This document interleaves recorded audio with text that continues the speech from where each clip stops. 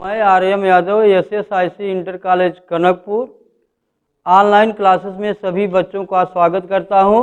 जैसा कि आपका कक्षा 12 की फिजिक्स में अध्याय जो है सरल पद पर चल रहा है, तो आज की हेडिंग है किरचॉफ के नियम।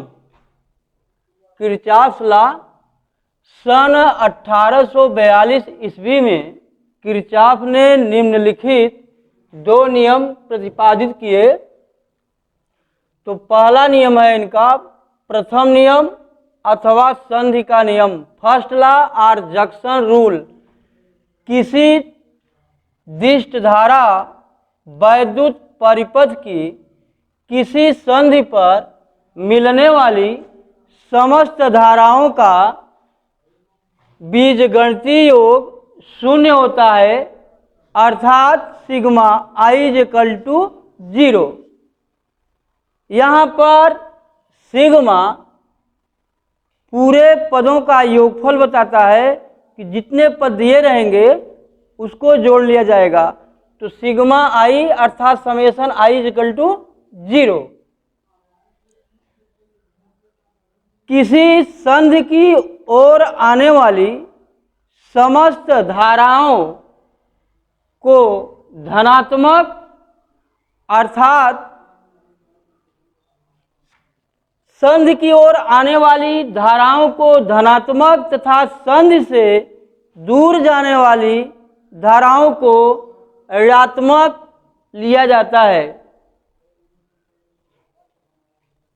जैसा कि चित्र में आपको दिखाया गया है, इसमें जो है कोई 5 जो है चालक तार लिए गए हैं। ये संधि O है, O से इसको प्रदर्शित करते हैं। तो हम चित्र में देख रहे हैं कि I1 जो है संधि की ओर आने वाली धाराओं को हम धनात्मक लेंगे I1 को। इसी प्रकार I2 जो दिखाई दे रहा है चित्र में, ये भी धारा संधि की ओर आ रही है, I2 को भी हम धनात्मक लेंगे। आगे की ओर चल रहे हैं तो देख रहे हैं कि जो I3 चित्र में दिखाया गया है, इसमें भी धारा आपकी संधि की ओर आ रही है, इसलिए I3 भी धनात्मक लिया जाएगा। तो हम देख रहे हैं चित्र में I1, I2 और I3 तीनों संधि की ओर धाराएं आ रही हैं, इसलिए इनको हम पॉजिटिव रखेंगे अर्थात धनात्मक लिया जाएगा। तीनों धाराओं को I1 + I2 + I3 को जोड़ लिया जाएगा। इसी प्रकार संधि से दूर जाने वाली धाराओं को हम ऋणात्मक लेते हैं। जैसा कि आपके चित्र में हम देख रहे हैं I4 और I5 जो है संधि से दूर जा रही है, इसलिए इन धाराओं को हम ऋणात्मक नोट करेंगे। तो यदि किसी वैद्युत परिपथ की संधि O पर 5 चालक तार आकर मिलते हैं, जिनमें संधि O की ओर आने वाली धाराएं क्रमशः I1, I2 और I3 तथा संधि से दूर जाने वाली धाराएं क्रमशः I4, I5 हो, तो किरचॉफ के नियमानुसार I1 + I2 + I3 - I4 और -I5 = 0 नोट करेंगे। तो अब हम देख रहे हैं यहाँ पर इसको हम पंचांतर कर देंगे।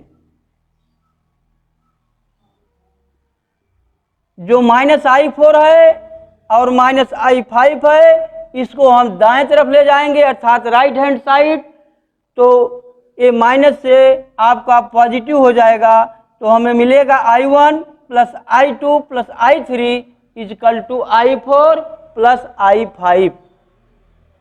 अतः तो हमें यहाँ पे फार्मूला प्राप्त होता है कि संधि की ओर आने वाली धाराओं का योग बराबर संधि से दूर जाने वाली धाराओं का योग।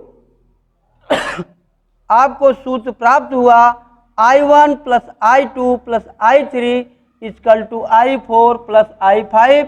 बच्चे इसको ध्यान देंगे, ये आपका फार्मूला बन गया, इसको हम अंडरलाइन में रखेंगे और इसको याद रखेंगे। बच्चे ध्यान दीजिएगा, यह प्रश्न जो है यूपी बोर्ड में कई बार पूछा गया है, इसलिए इस क्वेश्चन को आप लोग तैयार रखिएगा, ये क्वेश्चन मोस्ट इम्पॉर्टेंट है। देखिए किरचॉफ का दूसरा नियम, द्वितीय नियम अथवा लूप का नियम भी इसको कहते हैं।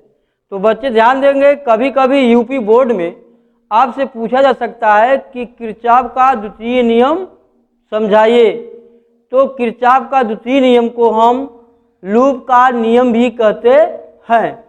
तो आइए ब्लैक बोर्ड देखिए, द्वितीय नियम अथवा लूप का नियम, second law or law of loop, किसी वैद्युत परिपथ के बंद पास अथवा लूप के विभिन्न खंडों में प्रवाहित धाराओं एवं उनके संगत प्रतिरोधों के गुणनफल का बीजगणितीय योग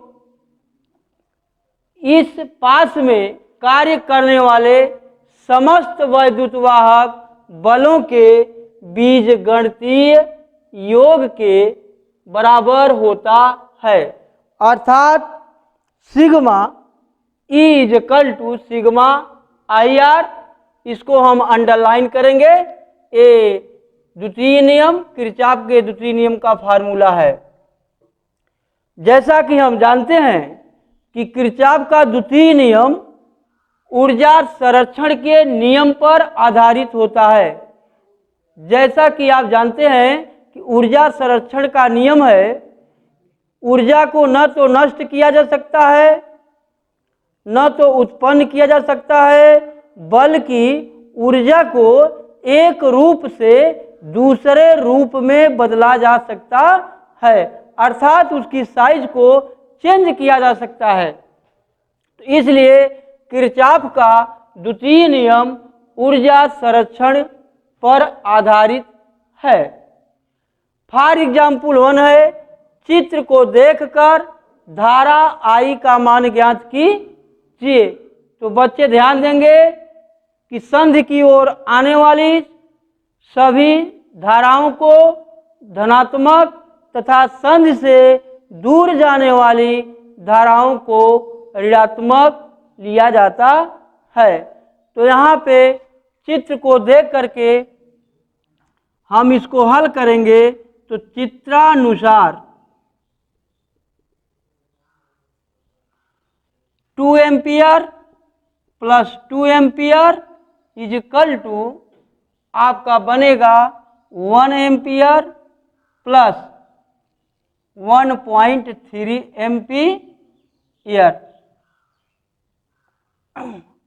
तो बच्चे ध्यान देंगे, चित्र को देख करके जिस समय हम I की वैल्यू निकालेंगे तो 4 एम्पियर में माइनस आपको 2.3 एम्पियर को घटा दिया जाएगा। तो I बराबर, बच्चे ध्यान देंगे, 4.0 एम्पियर लिखेंगे और इसमें 2.3 एम्पियर को घटा दिया जाएगा। तो आपका 10 में से 3 निकाल देंगे 7 आएगा, यहाँ 3 में से 2 निकालेंगे 1 आएगा।